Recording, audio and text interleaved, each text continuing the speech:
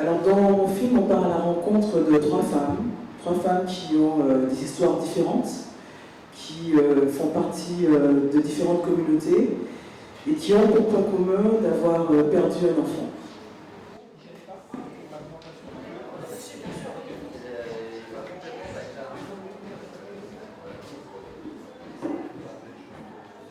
Ça m'a marqué, ça m'a bouleversé. Dans le film, en fait, je cherche à savoir si justement la dimension collective des rites funéraires ne sert pas justement à ça, à partager un peu la douleur ou alors à s'entraider et à être plus fort pour supporter ces pertes. On le sait, hein, les populations autochtones aujourd'hui perdent un peu, les traditions évoluent vite, en fait, la vie évolue vite, et donc on va voir aussi avec elles comment elles vivent ces évolutions.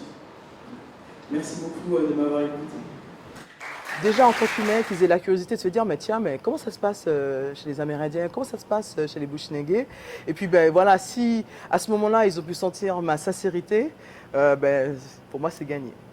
J'ai vraiment voulu être sincère, ne pas surjouer, ne pas voilà, j'ai vraiment voulu pour une première fois sortir de mon pitch en étant contente et satisfaite de moi et de pas avoir de regrets.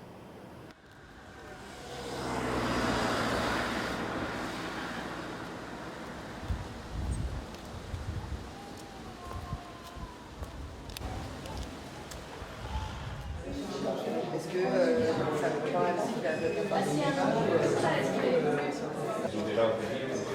Il faut qu'il y ait quand même des petites choses qui nous donnent envie.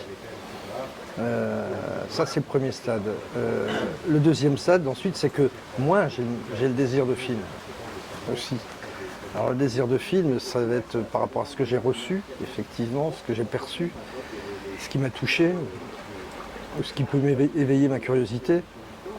Et puis, mais ensuite, il y a la faisabilité, bien sûr.